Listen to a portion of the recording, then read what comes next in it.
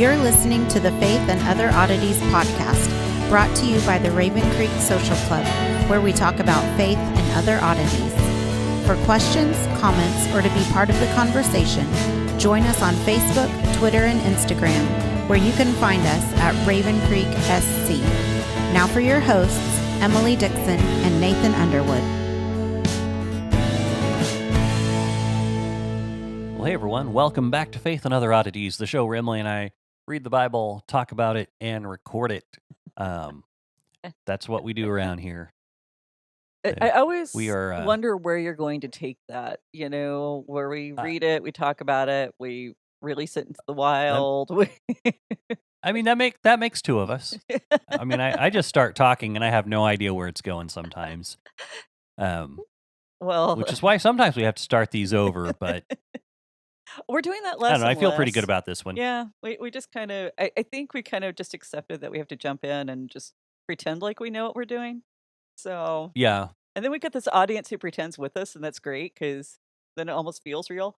So, Yeah, I mean, yeah, if people could keep treating us like professionals, that would be great. I'm kidding. yeah. Our audience is actually, I mean, pretty interactive, and I feel like we're friends with most of them, even though we've never met most of them. Right?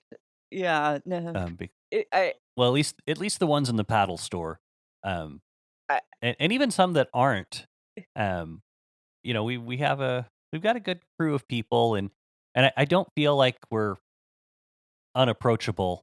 So when I say treat us like professionals, I'm worried about people being like, oh, I can't. no, wait. I hope I never put out the vibe that someone can't, just ask me things. One of the things that still drives Ty crazy after all these years of marriage is we can go out to eat, and I'm the person that the waitress or waiter tells me their entire life story. So I don't think approachability is our problem at all.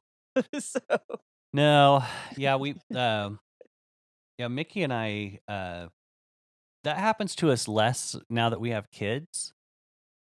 Because usually we're kind of like involved with corralling children, and we're also like, let's get the order in, but we're on a timer, but we don't know what the timer looks like before the kids start melting right. down.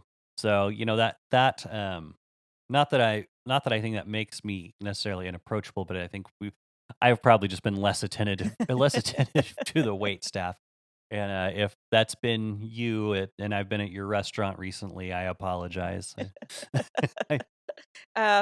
Speaking as a former server at a restaurant, you just kind of accept people with kids are just doing their best to keep them from, like you said, that meltdown. And you just appreciate parents who are actually aware of what their children are doing. So yeah, and by meltdown, I just mean when they get really bored. They've actually done really, really well the last few years. Absolutely. They're kind of getting past that like toddler antsy phase. They're just really inquisitive children too, which can be its own sort of chaos. It's not bad chaos; it's just chaos. So yeah, it's good and bad and indifferent sometimes. Yeah. So. Anyway, well, that being said, speaking of children, we got David's child Solomon. We're talking that about was almost smooth. No, not at all. Don't even try. I know what I'm working with. Yeah, we're starting on chapter 5, and this is Solomon's biggest achievement, his most celebrated achievement, and it is building the temple. And I think if anybody, the things they know about Solomon probably go in the order of he's wise, he had a bunch of wives, and he built the temple. It makes the top 3 on every list. And this is the first time in the Samuel Kings collective that we find out that Solomon plans to build the temple. Before this, we had no clue that he actually even had it on his radar, unless we're flipping over to Chronicles. And Chronicles tells us, yes, absolutely, Solomon and David were talking about it. They were making plans. David had, given specific directions to Solomon. But in the Samuel King saga, there's like no mention of Solomon even contemplating it. And so all of a sudden we're confronted with, hey, yeah, he is actually going to do this. And this is the son who's going to fulfill that prophecy back in 2 Samuel 7. And, and you kind of got to wonder why the writer of Kings decided to do this. Um, why would they decide to hold off on making this announcement? You know, was he trying to build some suspense, trying to, really hook his audience into the story? Because the announcement that David's going to have a son is in chapter 7. And then right after that, you have the David and Bathsheba story. You have Amnon and Tamar. We have Absalom's rebellion, Adoniah's attempt to displace Solomon. And each of these stories that are told after the prophecy, the announcement in 2 Samuel 7, we're dealing with a potential heir to the throne. Now, we take it as, Solomon, obviously, he's going to be David's heir. We just assume that. We don't really stop and think about how this was not something that was set in stone by any stretch of the imagination until it was done. Because the heir apparent would have been Amnon because he was the oldest. And Mhm. then, of course, Absalom kills him. And Absalom actually seems to have the right character and mindset, at least in the beginning, to be the king. And then Adoniah, I mean, he proclaims himself king. So Solomon is not somebody who's at the front of the pack for this race. Because, I Right. mean, there was so much scandal around his birth. I mean, questions of who his father was. Was it David? Was it was it Uriah? Even though the other child that had been David's child, that had been conceived while Bathsheba was still married to Uriah, had died, there's still going to be people who want to bring that little doubt in, especially if they don't want Solomon to be the one who rules Israel. But the Mhm. stories, they talk about the heirs in succession, but then it also deals with their rebellion and their deaths. And so we have this kind of, this roller coaster ride that if you don't know, if you haven't grown up in church with the flannel graphs, if you haven't, heard the story told a million different ways, you don't know how it ends. It really would be quite dramatic and suspenseful as a reader. And so I think that maybe that's what the writer was trying to do here in Samuel, because he almost, obscures that announcement in 2 Samuel 7 with all the drama. And I'm trying to find my notes, but the reason why all of this is important and comes into play is because temple building is the work of kings. And the Mhm. one who is the king is going to build the temple. And the kings took a great, and not just in Israel, I mean, all ancient kings took great pride in what the temple, the place of worship they built for their particular deity, looked like. I mean, that's what most of our not maybe not most, but a lot of our archaeological finds today from this time period are. They're centers of worship for God, or they're graves for the kings who are also considered to be gods. So Mhm. it's a significant event whenever a king built a temple. And so by the time we get to Solomon, we you almost have this question of, will the prophecy be fulfilled? If you even remember what the prophecy is. And Mhm. so with everyone, what everyone who knew what everyone knew when this book was written is that this is what they expected of a king, was that he would step forward and he would build a temple. So they weren't really wondering if Solomon would build a temple. They just wondered if Solomon was going to be the king who did it. So anyhow, we're going to pick up in verse 1. It reads, now Hiram, the king of Tyre, sent his servants to Solomon when he heard that they had anointed him king in the place of his father, for Hiram always loved David. Okay, so first, let's just clear up this little bit of a mystery. This is not Hiram Abiff. Now, some people are going to know exactly who that is. Others are going to have questions. If you've studied anything about Masonry, Freemasons, the Scottish Rite, the Shriners, all of this, you're going to know that the founder of all of these organizations is believed to be Hiram Abiff. Now, this is not who this is.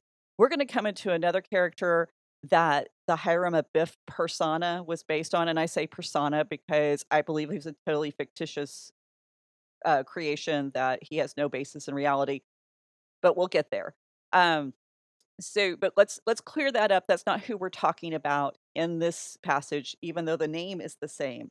And so if you go online, and this is what I find to be really interesting, and one thing I do think we should mention because it's a great teaching moment. If you go online and you look up critics of Freemasonry versus Masonic sources themselves, when you find commentary on this passage, Christian sources are going to tell you that this is what that Hiram Abiff, who this Hiram Abiff character is based on. Christian sources get it wrong. Okay. And I'm not saying that, oh yeah, so the Masons get it right. No, I'm just saying if you're going to talk about something that you are opposed to or you want to critique, at least present them accurately. Don't give me don't give me a critique that shows me you know nothing about what you're critiquing. Because every Masonic source would say, absolutely not. This is not Hiram, King of Tyre. This is another Hiram that we're going to talk about later. And they made that very clear. So who looks more credible to people who don't know any better? It's the Masons. It's the ones who actually tell their own story correctly. So if somebody gives you their story and they say, this is what I believe, or this is what I think, or this is what happens, when you critique their story, don't misrepresent their story. Respond to what they've told you, because go ahead. Yeah. No, it drives me nuts. I mean, I see this a lot with a lot of quote unquote Christian apologists, and they do that. They misrepresent people in ways that are practically criminal. Yeah.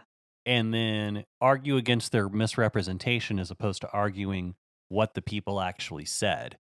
And I've seen it hundreds and hundreds of times, and and this is not to say all apologists are bad, but I think that there's I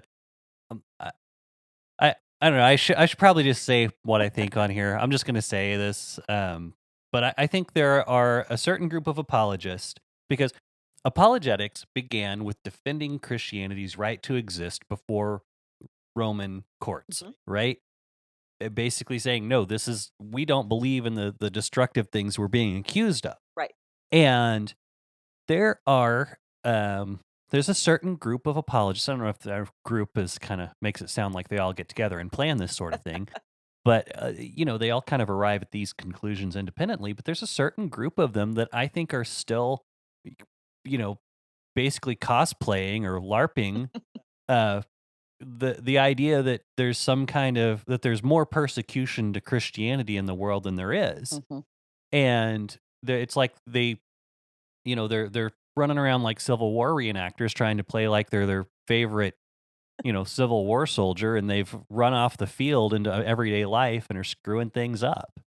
I mean, that's probably about the nicest way I can say it, because there's a lot of these guys who just everything they see is, oh, this is an attack on Christianity. It's an attack on Christ, and it's like, okay, and again, I don't know if I've said this on an episode before, but so much of the quote unquote culture war is there attacks on Christianity? Yes, but it's not coming necessarily from the people, and I still am trying to figure out how we got from Father forgive them, for they know not what they do, to these people are the enemy. They wake up and it's honestly like they wake up and look at their planner and say, oh, destroy Christianity. Yes, I had that on my planner from 8 a.m. to 5 p.m. today, and I will, I don't get it. Yeah. And unfortunately, the way that a lot of these people present Christianity, I wouldn't want it either.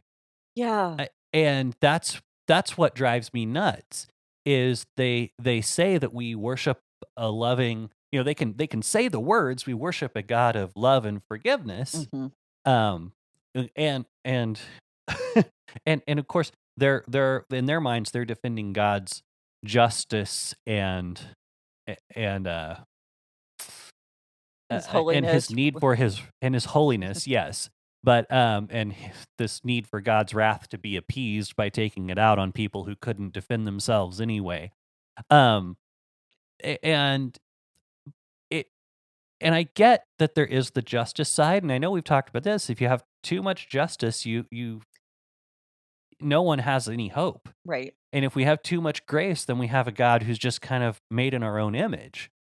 And so I get that there needs to be a balance, but oftentimes the people who are claiming to be apologists who are trying to defend Christianity are representing a Christianity that has no grace and no love. Yeah. And it basically and just tearing down not only non-Christians but any Christian who deviates slightly from any point of doctrine, not even secondary but tertiary and That points of particular doctrine and apologist holds to.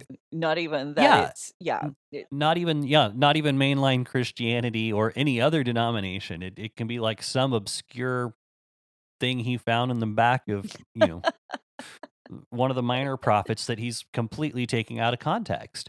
And I, not hate to use minor prophets as, as a to downplay it, but it's something that no one else has even thought of. And this guy's like, this is a salvation issue. And you're like, no, the salvation issue is Christ Lord in your life. right. And that's what it comes down to. But I know this is getting kind of long. I'm just Kind letting of you lengthy, but rattle. My notes last longer when you do this. I know, but it does. It drives me nuts because they will put up the biggest straw man Mhm. and light it on fire, and when you call them out on it, it's like it's like playing chess with a pigeon. Yeah. They knock all the pieces off the board. They knock all the pieces down, poop on the board, and strut around like they won. Yeah.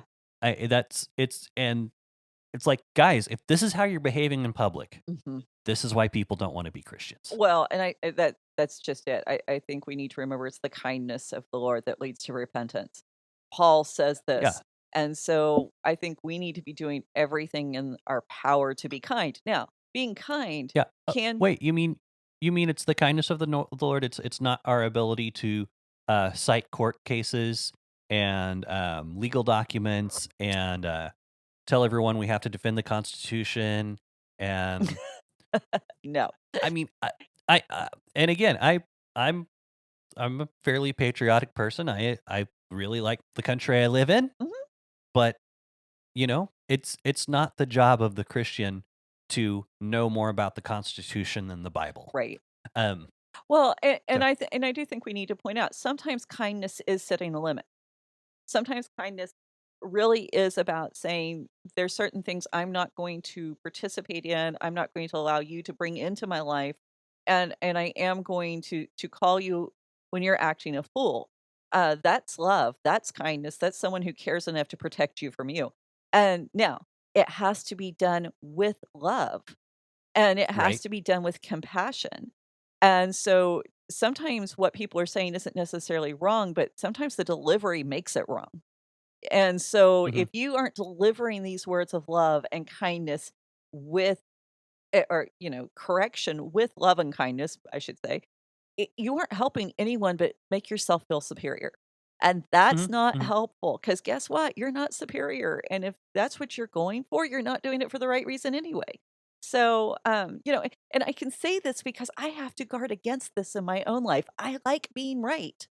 I like Hmm. being able to point to someone else and saying, "They're messing up." And so this is something that I deal with on a daily basis. You can ask Ty because he's come on the receiving end of that stick a few times. But, and the thing is, the reason why, getting back to our story, and this does tie in, the reason why people want this to be Hiram, king of Tyre, is because of Ezekiel 38. And what happens in Ezekiel 38, let me make sure I got that correct. 28, not 38, sorry, 28. The king of Tyre is identified as that Satan figure. We Hmm. have that whole thing about Satan falling and being in the garden. And so if you've got the king of Tyre, Hiram, the king of Tyre, who is now the founder of this evil organization, it's wonderful fodder and fuel for the Christians to use against Masons. Hmm. Because, it's just a hop, skip, and a jump to say, hey, Masonry is satanic. Now, whether or not that's a proper conclusion, we're going to save that for another show. And I've got somebody who's studied a lot more to talk about this. But the point being, if you want to argue against masonry, don't do it this way. Find better Yeah. ways to do it. Find more Yeah. accurate ways to do it. Yeah. If you want to argue against anything, Mhm. make sure you are arguing the point of contention.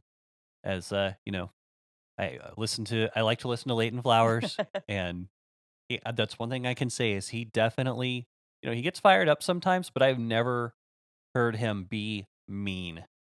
I've heard him get a little snarky on occasion, but Right. anytime he even thinks he's crossed the line, he Yeah. apologizes and he owns it and he does better. But, he's never in my mind said anything that would be anything that I would consider being just completely false, Right. about anyone else. And I don't think So he's never that's probably the caustic. best. He's never caustic. Like you said, he's very sometimes, yeah, you can tell he gets like, worked up on a topic and he gets passionate and sometimes a little bit of that snark creeps him, but it's not like he set out to just dismantle someone because he enjoys it. He really Yeah, focuses on the argument. So, yeah. Not affiliated with him. I just like to listen to him mhm, because he explains things patiently and with lots of grace. exactly.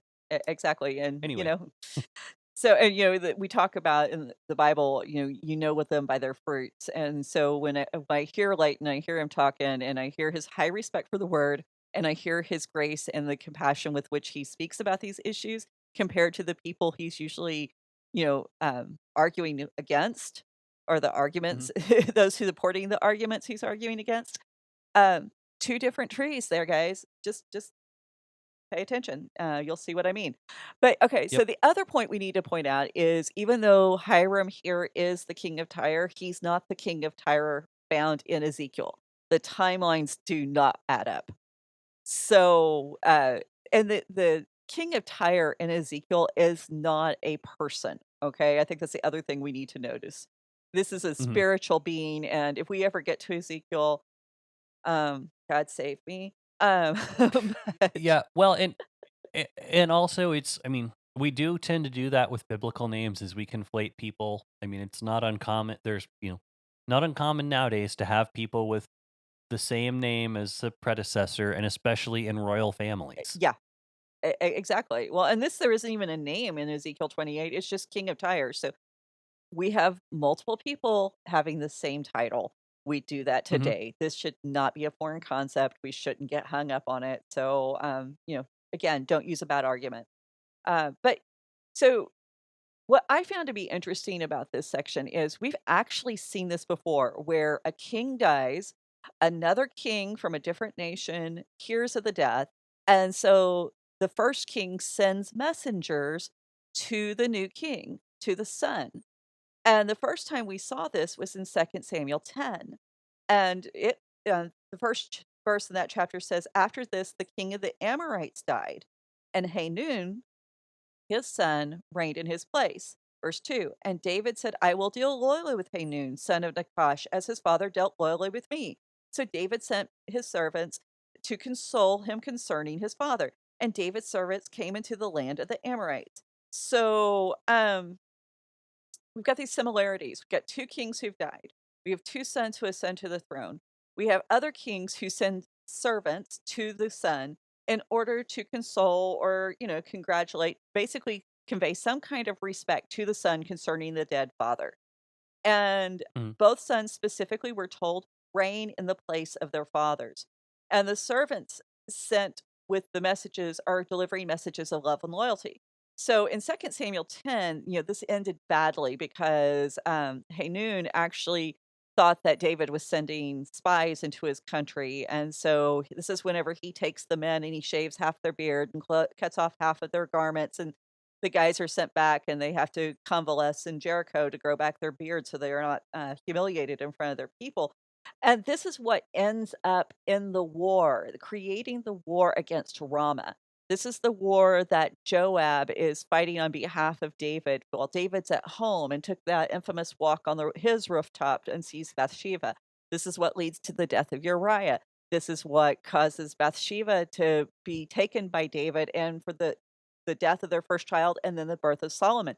So it's really Mhm. interesting that the first act, well, one of the first acts in the very beginning of Solomon's reign is a replay of the events that actually caused Solomon to be born. And so what happens here, instead of Solomon going, "Oh no, Hiram sending spies," he actually responds positively. And we're going to find out that instead of ending in a war, we see this ending in a beneficial treaty for both nations and actually increases the stature and the reputation of both kings.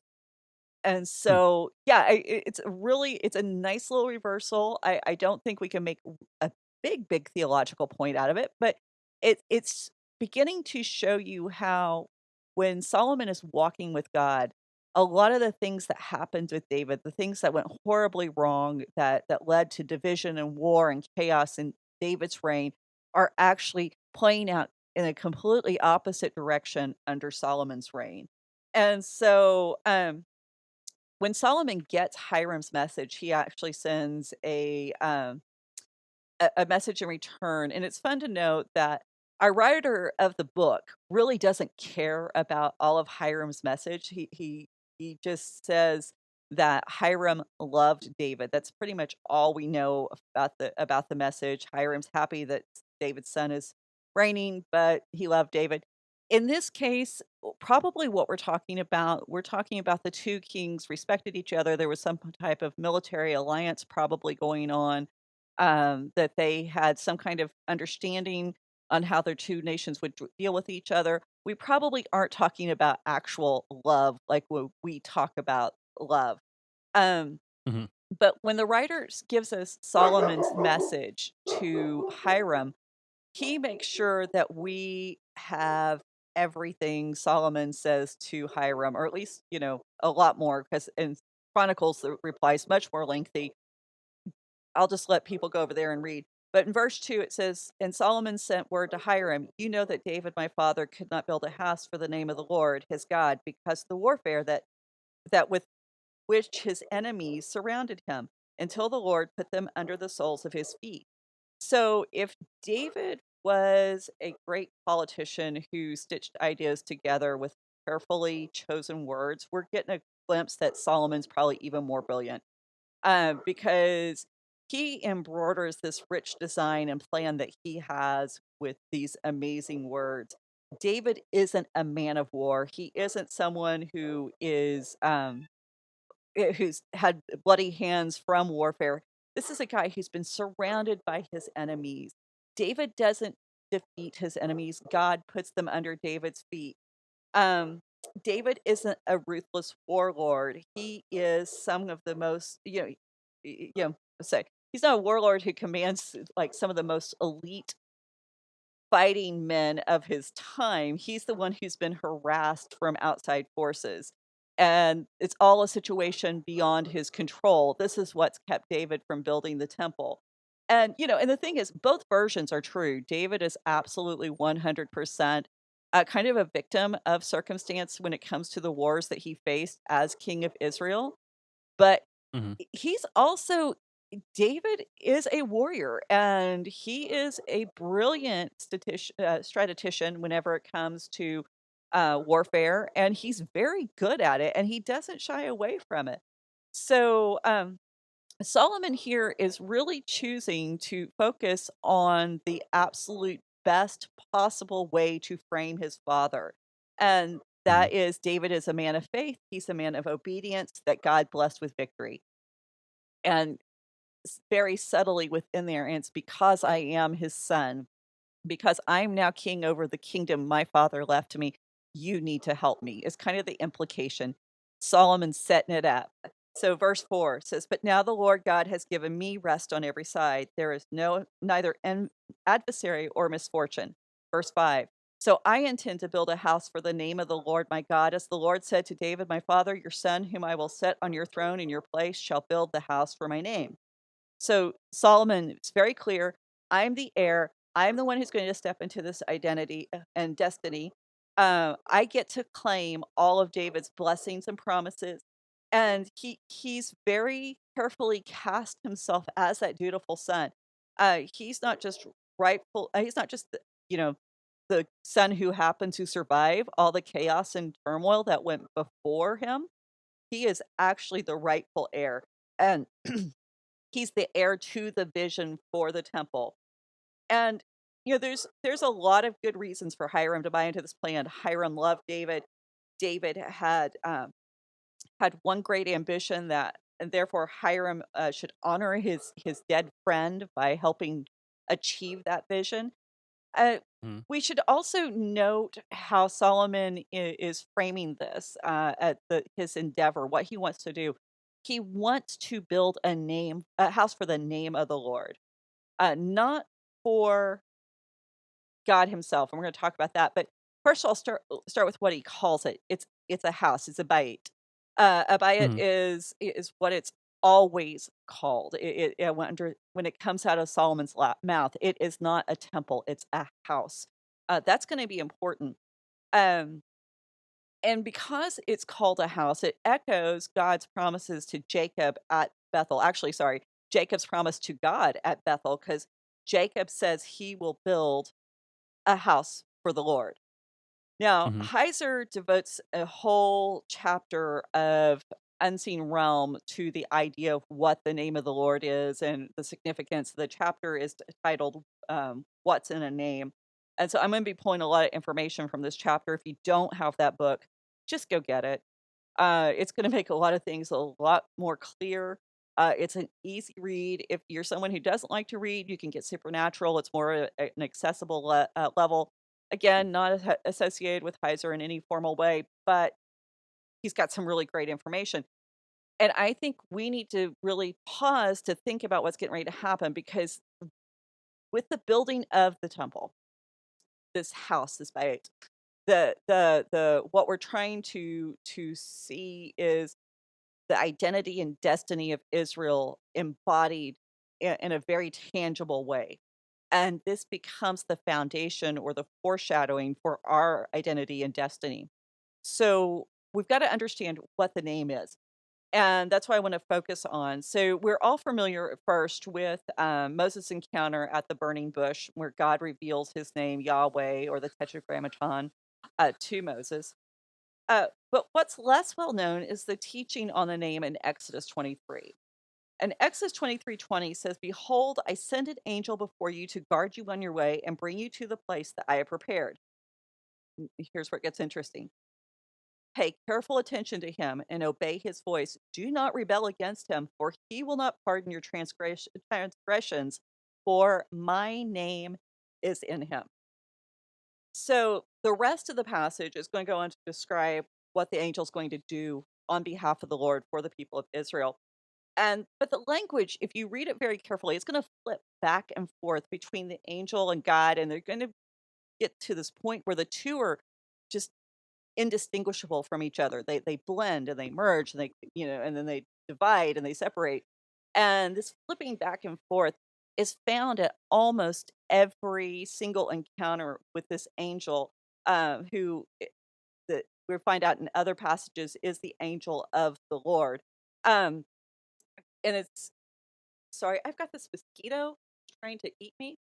So, I'm not having a easy time focusing here. But this angel of the Lord, we're going to find this is very frequent. This kind of flipping back and forth, and so that you see the two kind, like I said, that melding and merging. It's really wild when you start to pay attention to it, because so often when we read a story in the Bible, instead of just reading what's on the page and trying to process the words in front of us, we wind up referring back to that memory we have of the story, the one, where we heard it in Sunday school. We've got the Mhm. the dumbed down version for kids, and no one ever made us pay attention to what's going on the page. They just tried to explain it to us. So if we stop and we read these passages, whether we're talking Exodus 3 with the burning bush and the angel of the Lord being there, or Exodus 23 and then talking about the angel of the Lord there, what ends up happening is we see that these two beings, God and this angel, are united at a very fundamental level.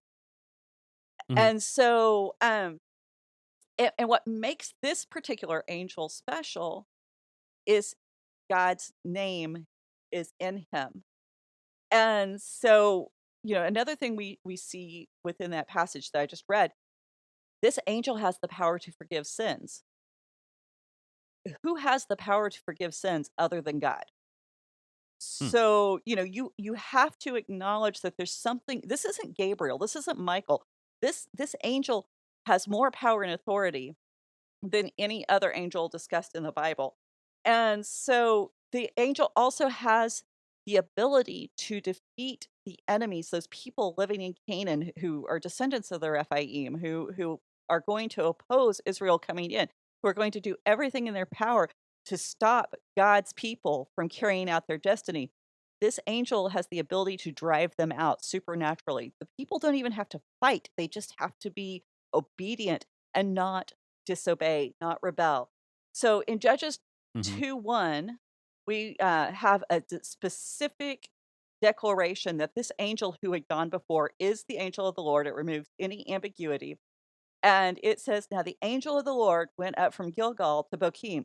And he said, I brought you up from Egypt and brought you into the land that I swore to give to your fathers. Notice how he's talking. I brought you up from Egypt and I brought you into the land. I swore to you. The angel of the Lord saying he did this, not God. He's accepting the credit for it. And he goes on to explain how the people had done exactly what God told them not to do, and how he's no longer going to be with the people or drive out the enemies before them. So, within Judaism, even today, there's a tradition in which God is called by the name. If you listen to any kind of Jewish sources, what you're going to find are references to Hashem. That Shem in Hebrew is name. Ha is that definite article, the. So it's literally the name. And this is how in these Jewish writings, God refers to himself, or people refer to God himself. It's always God is referred to as the name. And so, and this is based on the passages like we just read, where God and the name or the angel are presented as indistinguishable. They're one, but they're unique. They're the same, but they're separate. It's that mystery that we kind of sum up in the language of the Trinity. And Heiser points to a passage in Isaiah and then one in Psalm as a reason for this. In Isaiah 30:27-8, he says, behold, the name of the Lord comes from afar, burning with his anger, in the thick rising smoke. His lips are full of fury, and his tongue is like a devouring fire.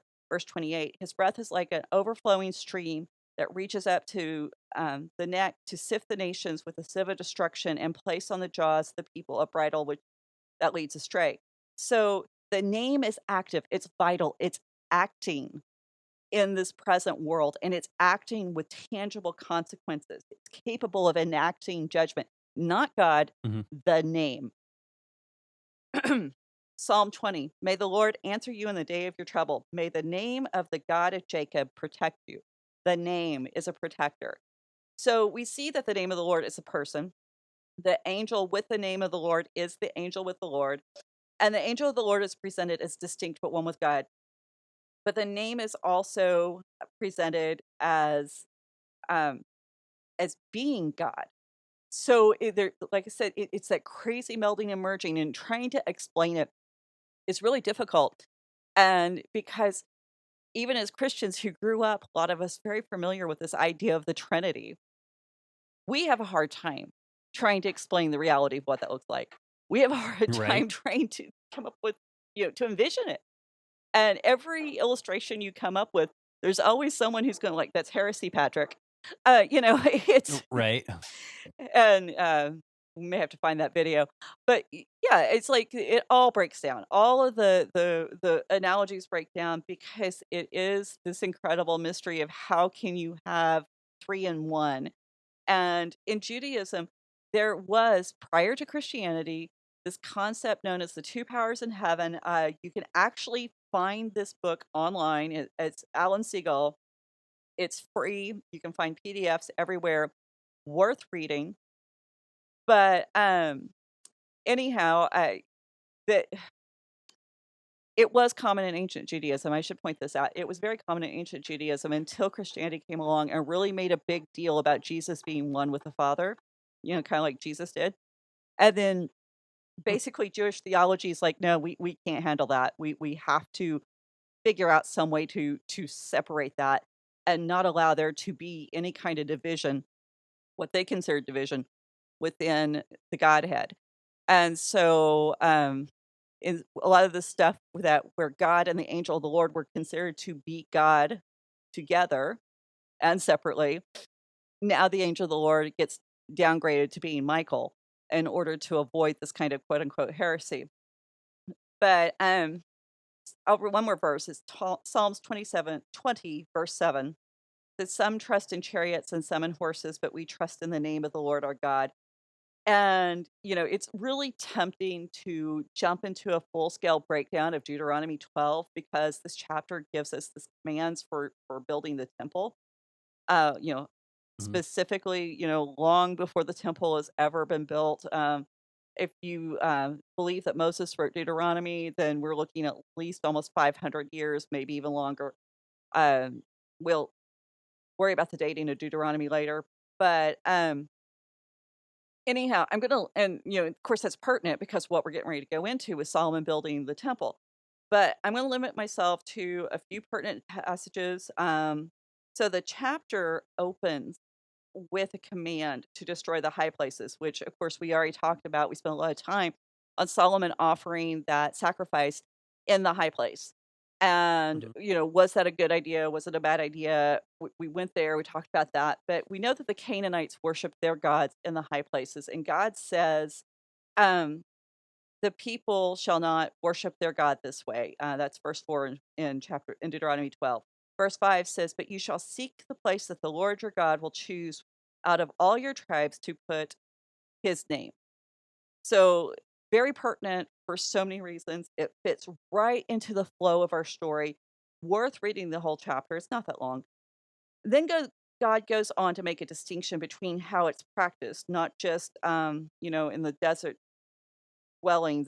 When they're wandering around in the desert, there's certain rules and protocols for that point in time. And then but when they move into the actual nation of Israel, now it's time to solidify this. It's time to formalize how God will be worshipped in his own land. And so this is going to happen specifically, it says, when God gives people or gives Israel rest from their enemies all around so that they can live in safety. And so this kind of, when I read that, I was thinking that really does speak to the idea of that big question where we did spend all that time talking about whether or not Solomon should have worshipped in this high place, whether it was appropriate, and how much ink was spilled on that particular topic. The answer is right here in Deuteronomy 12. I mean, again, I'm kind of blown away because people act like there's some kind of mystery to be solved whenever the issue has already been addressed multiple times within the scripture. And here is God says, "Hey, the worship at the high places for me is going to happen when there's rest all around. Peace from your enemies. That's when you're going to stop doing that." So Solomon actually was still well within the Torah to worship the high place, because that peace from the enemies all around doesn't happen until Solomon's on the throne. But moving on, just one of those little tidbits that always is nice to point out. When God shows them the place, the Macomb, addressed in that previous, we addressed the Macomb in a previous episode. It's the place, it's that specific spot that God chooses for his activities to be fulfilled and performed. And you only get to do them where God shows you they should be done. And when God shows them the place, then and only then can the temple be built, and then can the practices be abandoned. And I think this sheds some light on also another issue, David being a man of war, because, I've typically heard this as an indictment against David, that because he is a man of war, he couldn't build a temple, because there's something deeply inherently flawed with his his character. And however, Deuteronomy 12 presents peace and safety as a gift from God, which is exactly what Solomon just said. So God tells us the purpose of the temple in Deuteronomy 12, verse 11 says, "In the place that the Lord your God will choose to make his name dwell there, there you shall bring all that I command you." And then it goes on into the various activities conducted at the temple. So the temple is created as a place where the name will dwell, and the name dwells in the temple of the Lord. So the temple is a place where the angel of the Lord will be present, and that's manifest. And we could get into this, and we'll talk about this when we get further into First Kings about the Shekinah glory that is manifest in the temple. Because the temple was actually, I thought this was cool. When I know we aren't there yet, the temple was specifically designed to highlight that presence of God as manifest in the Shekinah. But in Judaism, the distinction provided is a way to understand God's was sorry. It allowed the people to make this distinction between God as, creator and ruler of the universe, who's omnipresent, who cannot be contained, and still have him dwelling and fulfilling these promises to dwell within a specific location and to have this house where he lived.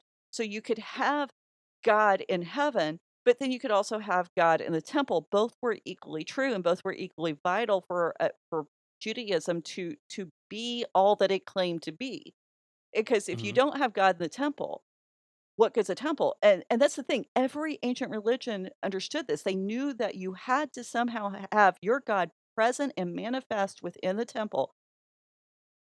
And usually that was it was what's the word I'm looking for? Accomplished. It was accomplished by having an idol. In Judaism, you don't have an idol. So how is God going to manifest his presence to be there where the people can actually witness him if there's no image, if there's no idol? And so this is why we have to have something bigger, greater, more powerful, more wonderful than just a wooden or stone image. We have the presence of the Lord as manifest through the name and in the presence of the angel of the Lord. But it also, like I said, it totally destroyed that idea that God could be contained. hmm Now, very interesting is that after the destruction of the temple, and we're looking way forward, this is 70 AD. Jesus prophesied about the destruction of the temple. It did happen. And, all of a sudden we have this religion that is based on the strict adherence to religious protocol and ritual within the temple, having to figure out what that looks like when you can't go to a temple. What happens when you can't make those sacrifices and you can't bring your offerings before the Lord? What, how are you even Jewish at that point in time? And especially if that's the house where if God himself had dwelt there, your God would have been considered to be destroyed.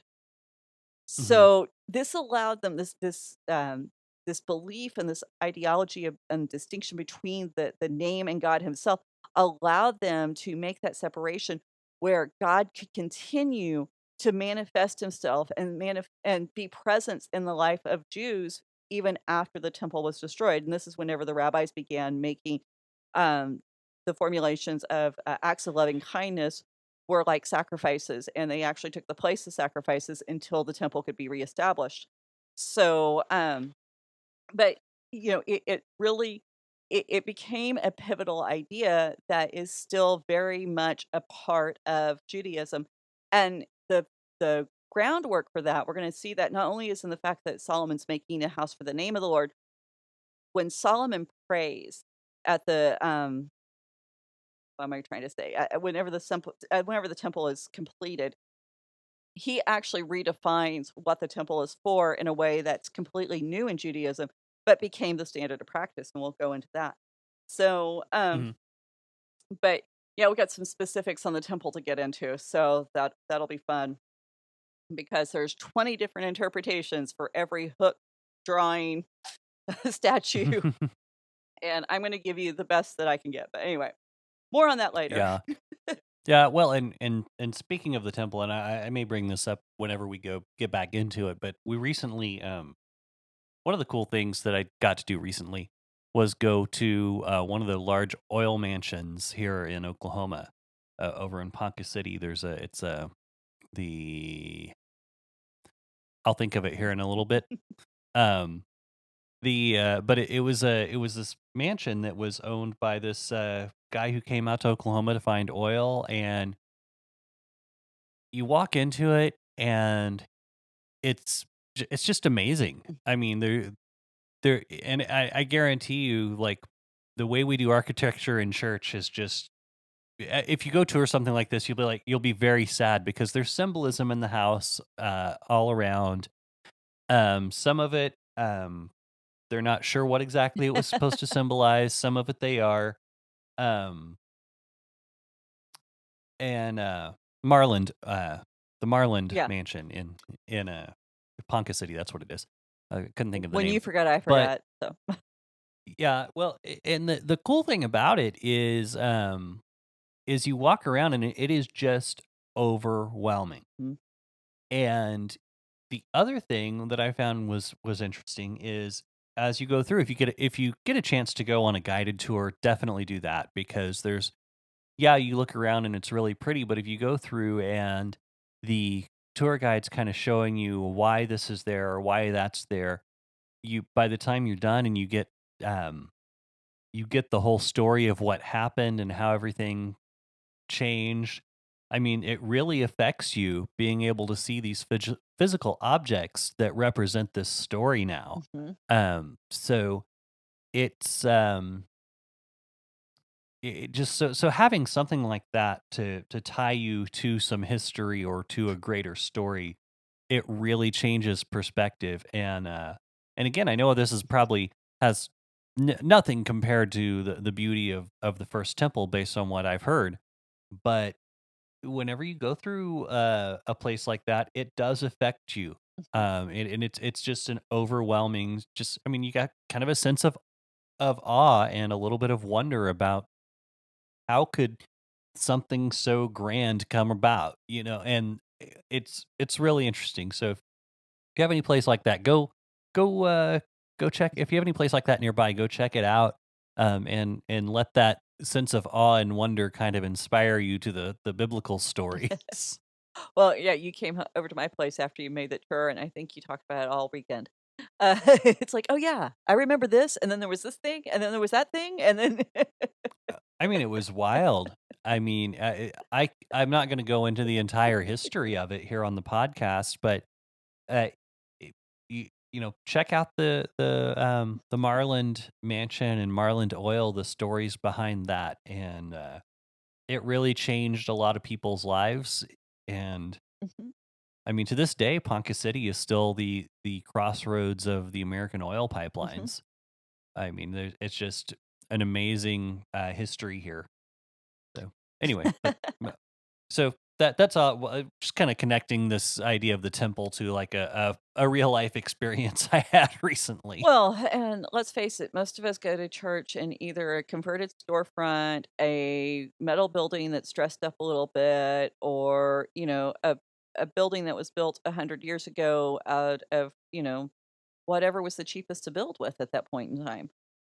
Mhm. So There's still a few churches around that have some nice hand carved woodwork there and some statuaries, and you know. there are, and I don't want to discount that because but there's a whole language to building churches and cathedrals that is really involved and in depth, and it does go back to this idea that everything you put in a place of worship should have meaning, and it should be an inspired vision. And that's exactly what David and Solomon, they went into this with. They had an inspired vision of what it should look like, and so, I do think we miss something when we go into a place of worship and it's kind of flat. There's Mhm. nothing to inspire the imagination, and the artist side of me is like, yes, worship centers should just like spin your brain around, and draw your eyes up, and lift you out of yourself. The practical side of me is like, feed the hungry with all the money you're wasting, and so there's always that tension there, And Mhm, so, mhm. do we give God the best, or do we use it to serve others in a very tangible way, what some would consider a practical way? But I'm not. Yeah, there's that tension. There's just tension. But so, No, I definitely feel that tension too because there is a and it's I can see the argument both ways mhm. um that there is, well, we should be practical with our money, and the idea that we shouldn't there is also, for some Protestants there is that fear of idolatry and idol making, but And we can what I debunk found that when we get into the next chapter. Just gonna say. well I know that, and you know that, but as I was about to say, with great art, you aren't thinking when you first see it. Typically, you aren't thinking about that Yeah. object. I mean, you might be, but you're seeing a story, Yeah, great art punches and you in the gut, and it takes you on an involuntary journey into something surprising and amazing and sometimes horrifying. And it's supposed to do that. It's designed to do that. That's what separates great art from kitsch. And mhm, kitsch is which what you hang over your sofa to make you feel good. So, right, right, which actually, I want to do some looking and see if there's any works out there about corporate worship as performance art. Um, I want to say there is, because when Joe's gonna laugh, because yes, I'm bringing up my thesis. Because that was my thesis was over Bezalel, who built the tabernacle, which plays into building the temple. And there's actually a really great book out there called Good Taste, Bad Taste, and Christian Taste. mhm, And because the Christian taste is, oh gosh, as a whole, we Christians consume more garbage, mass-produced stuff because it has a fish logo than anything else. Okay, we just don't have the ability, because and part of it's that fear, that graven image. We haven't been taught how to appreciate the art in a visual form. We mhm, think somehow, because we're not supposed to create an image of God, that if we just avoid putting it on paper or making some kind of stone or wood representation, we've done that. We forget that all of our worship songs, all of our T-shirt, all of our paraphernalia that somehow presents Christianity, therefore God, to a culture, is actually creating an image of God. It's kind of mhm, unavoidable, but the prohibition is not just, hey, don't make any kind of image. It's so harsh to make you consider every image that you may even accidentally put out there for the world to engage in. It's supposed to make you mindful of whether your sermon presents an image of God that is accurate, that your dress presents an image of God that is accurate, your words, that bumper sticker on your car. How is that going to help or hinder someone from understanding and perceiving who God is? And so it's not just a matter of, hey, let's avoid making some kind of picture. It's a matter of how do we present God well, because the tabernacle and the temple both contain every visual art style known to man, aside from perhaps modern art, but abstract, impressionism, realism, all of that's in the tabernacle and the temple and in the imagery of the tabernacle. Why? Because it presented a story, like you were saying, and the story is the story of Eden, when God mhm. walked with humanity. And so we're gonna get into that. But, yeah, we got totally sidetracked, several times, which Sidetracked? yeah, I was gonna say side railed, but that's wrong. Yeah, Derailed. yeah, all of So that we're together. a little feisty this Oh morning. my gosh, I'm blaming a lack of sleep, okay? That's just where I am. Lack of sleep. I started to say black asleep, black coffee. See, the words are, like, colliding like trains in my brain now. So and something really interesting too is like, and what's really funny to me is there is, there wasn't a lot of it. There wasn't quite as much as I expected in this mansion from the 1920s. There wasn't as much Art Deco as I expected, but even the Art Deco pieces were really good.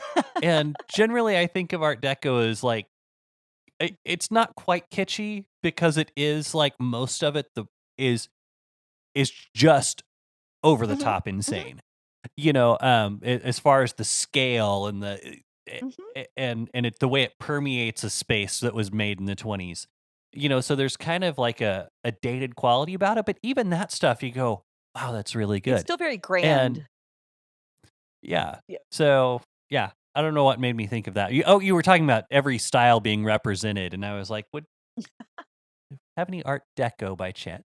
But Probably not. Yeah, but I mean, as far I as, like, the I major categories, I mean, and, of course, photorealism isn't there, but, right. the thing is, you know, the idea wasn't that you were worshiping the temple. It's like you were talking about when you see a great piece of artwork, you don't go, "Oh, I'm thinking about the artwork and everything it took to create this and the people who built it." And no, your first thought it should just kind of be a sweeping away of conceptions, of misconceptions, of assumptions. Mhm. It should just push all of that aside, and then you should begin to have to grope for the underlying story and begin to work for it. And because the first thought is to lure you in and hook you so you want to dive deeper. If a piece of art Mhm. gives you all the information you need to appreciate it when you first look at it, and you take one glance and you know everything, it's not good art. Right. It's not. Right. You should be able to wrestle with it, and there should be enough there to wrestle with it to keep you busy. And the temple and the tabernacle both did that, because when you looked at these places, what you wound up doing, you began thinking about what would it have been like to be in Eden? If this is what Right. it was like to have God in this one spot where I have to travel and go to, what would it be like to live there? What would it be like to be among the trees and God's creation and explore that in his presence? And that's what it was supposed to do. And I have to wonder, what do we as Christians in our own kind of worship, what do we have to do to kind of, instill that same sense of awe and wonder and mystery and and craving and desire to be in God's presence that the temple and the tabernacle seem to inspire in the people describing their experiences within the Bible. Because I don't think we have that. I think sometimes we're just way, way too casual. And maybe it's because we don't appreciate art. Maybe it's because we Mhm. haven't learned how to stop and let art permeate our senses in a way that can move us into a different plane of awareness. So, anyway, Yep. yeah, have I, talked enough about art? So Well, I imagine not. Probably not, because we're probably going to get into it a lot more over the next few episodes. But yeah, I'm I'm really excited to see because I haven't studied the temple a whole lot, so this is um gonna be cool. yeah, Um, and again, if you are in a place that has great architecture nearby, maybe an old cathedral, uh, maybe you're in Oklahoma and the fanciest things you got are oil mansions. Um, go check one out. The Philbrook is a great example of an old oil mansion. I mean, there's mm, yeah, or if you're in Kansas City, go check out the Nelson Atkins Art Museum. mhm, That building alone is beautiful, and then it's covered in amazing artwork from, the ancient Mesopotamian era to modern day. mhm, Go check it out. So, yeah. and the Nelson Atkins is free, by the way, guys. So go go look at that. Anyway, I think that's probably did I interrupt a point you were in the middle of with Maybe, this but I've whole thing forgotten, or so, okay? Well, if well, stay tuned. The if you didn't finish it up, we'll come back to it at the beginning of next episode and we'll get it figured out. I got really excited about it's like, hey, I had a real life experience that tied into some of what we're about to talk about, which doesn't happen terribly often. what? Um, You don't have many things that coincide with 1000 BCE daily I, life? I don't have a lot of people out to kill me um, A scratch that I probably know isn't of. gonna kill you. Uh, didn't Yeah, slaughter your own yeah. dinner last night. No, not so much. Not all the time anyway. So anyway, that being said, everyone come back next week and we'll figure out what we were talking about. Maybe. And I hope everyone has a good time. And in the meantime, hit us up on the website, Raven Creek SC, and the social media, Raven Creek SC, Raven Creek Social Club. That's where you find us. If you can work the Googles, you can probably locate us. Yeah. So anyway, we'll see you next time. Bye. Thanks. Bye. You've been listening to the Faith and Other Oddities podcast, a Raven Creek Social Club production. Don't forget to follow us on Facebook, Twitter, and Instagram. If you like what you've heard, please write us a review on iTunes or consider supporting us on patreon.com/RavenCreekSC. As always, thank you for listening and don't forget to join us next week.